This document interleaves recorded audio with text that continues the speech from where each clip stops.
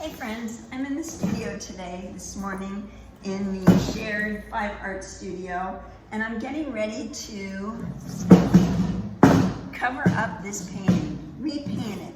It's representative of my older work, and I'm really not even sure where I'm going with it or what I want to do because I still like it. It's just not me anymore, and it's been around long enough that it needs to get a makeover. So I'm going to tape off my frame, and more importantly, this is to show you it's okay to cover stuff up. It's not the end of the world. Sometimes you cover it up and you screw it up and you fix it and you go back and forth, the push and pull, and that's just the way it is sometimes. But it's just paint. It's just paint and papers and stuff that you can keep working on it and make something of it. So hopefully this will inspire you to take that jump and cover something up. I know it's scary, trust me, I know it. I've laid down many a paper and many a mark that I fell in love with, but it just didn't make for a better painting, so I had to go. Anyway, so I'm gonna do that, but as I said, I'm in the 5 art studio. We're next to the airport, planes going overhead all day long. So I may turn the sound off and even put this on time lapse as I'm working on the beginning stages of it. So if there's anything important, I'll voice over. And until then, let's see what I come up with, and hopefully it will inspire you to just go for it and cover it up. All right, so stay tuned. Good morning, friends. It's Denise, and I am in the 5 art studio this morning. Nobody's here yet, so I have some quiet time to figure out what I want to do with a couple of paintings that I'm working on, because I'll be working on them a little bit over the next couple of weeks. They are what's in my studio, and I'm doing this in the vein of don't be afraid to cover stuff up. Just don't be afraid. This painting was done several years ago. I loved it, loved everything about it, and then, it was time for a change. So I went over it with these lighter, softer colors and kind of got rid of things that I didn't like or that I didn't feel I needed. And it's kind of a cool painting now, but I feel like there's a lot of little things that I still like, but I need to kind of bring them together. I also am feeling like the colors are a little soft and pastel-y for me. Really pretty, but they're still a little soft and pastel-y. I still want to keep them soft, but I might try to dirty it up a little bit. So, like I said, in the vein of not being fearful of going over something that you love, let's do that very thing. Okay, so I'm mixing up some raw sienna with some glazing liquid and some white. Or actually, it's an off-white. Let me get more of the glazing of the raw sienna on there. Now, I want to have more glazing than anything because I don't want to cover everything up, and this color may not even work for me.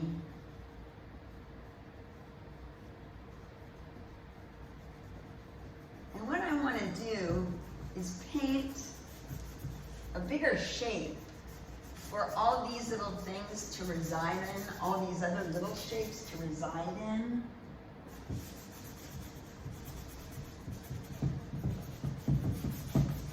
And on this piece, it was already framed.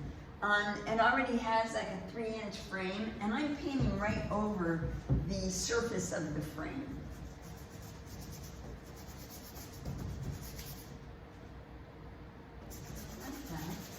Still a soft pastel-y color, and like I said, I want to dirty it up a little bit. And I think I'm going to go in with a little bit of a gray. Again, I'm making these colors pretty transparent.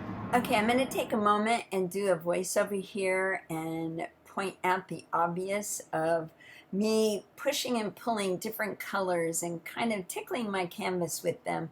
It's my way of figuring out where I want to go and kind of killing time by just pushing some colors around and seeing what turns up. And And I think that will be obvious when we get to the end of the video and you see the direction that this painting is taking.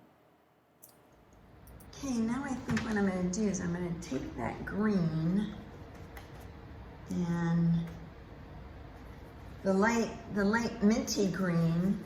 I don't really want it so minty. Let's see if I can dirty that up a little bit.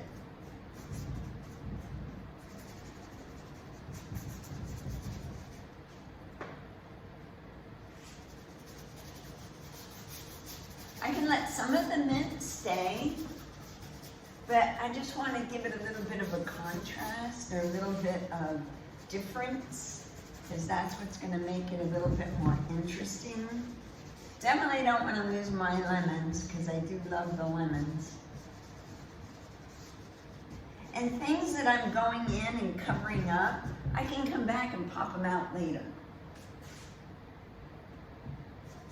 I'm going to go right over this whole thing.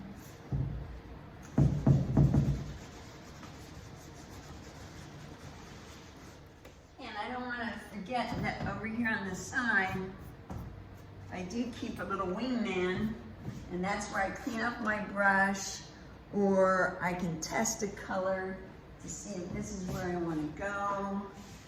And I'm thinking it is, because now I want to go over and create that bigger shape for everything to reside in.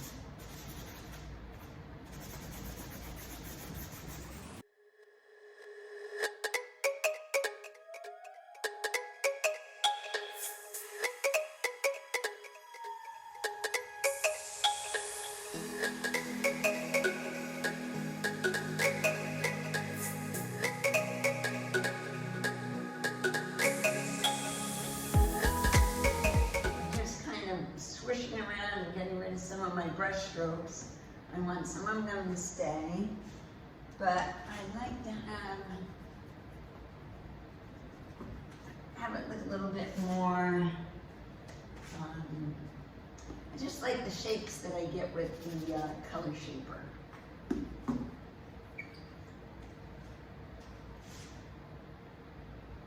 Yeah, I like that.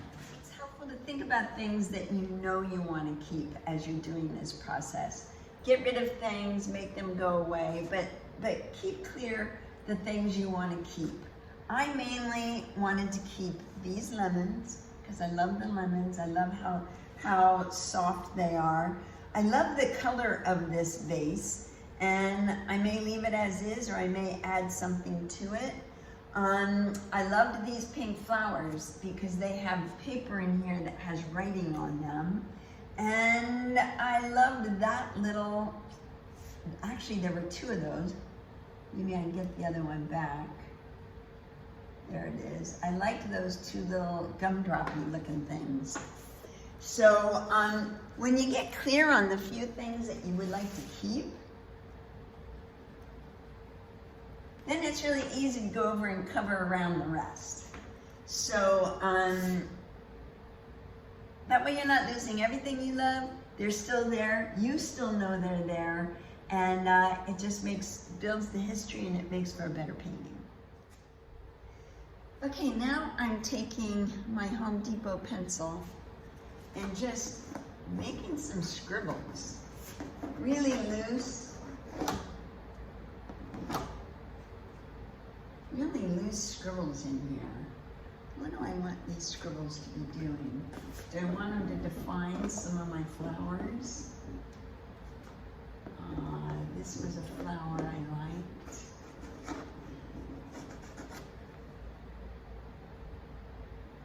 Let's see. Let's come down here. And I'm just scribbling away.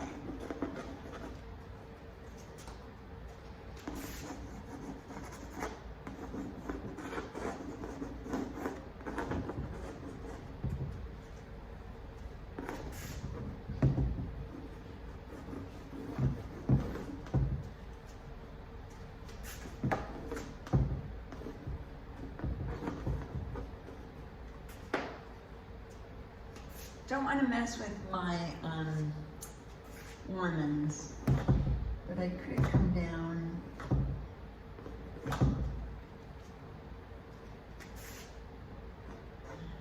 Yeah, no.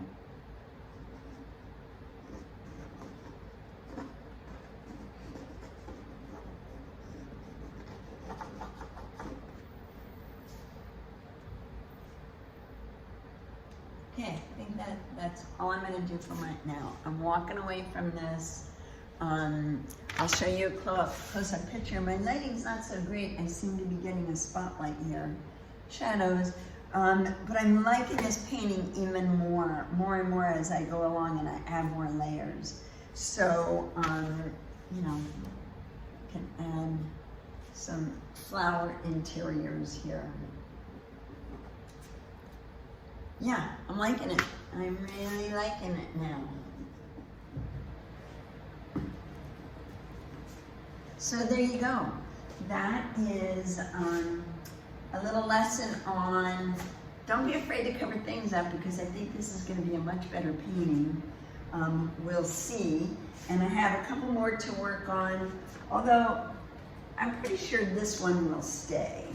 I like this. And I think I can still do them as part of a series because they'll have some of the same colors in them. And another thing, don't forget to have a wingman. Clean off your brush, test colors that you're going to put on your canvas, and who knows, this might become your next painting. And I'm going to link a video I have about having a wingman at the end of this video. So hopefully that's helpful. And it'll make you a little less scared to throw some paint on something you already love, because I was really liking this at every step of the way. So I'll see you next week, and if you haven't done it already, please subscribe. Help me out and subscribe.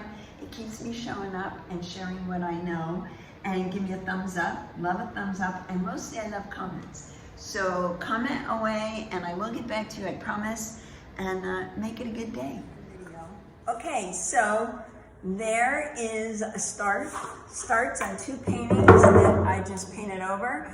Unfortunately, my video skills were not great today, and my video kept going off, so you didn't get to see the whole process, but you got to see the start. So I'm taking these 2 old paintings, kind of painting them as a set, only because that's the colors I had out, and that makes it easy, and I like that. So I will continue on with these when I'm back in the studio on Tuesday. And yeah, there, I did it. I painted over something. Don't be afraid, just do it.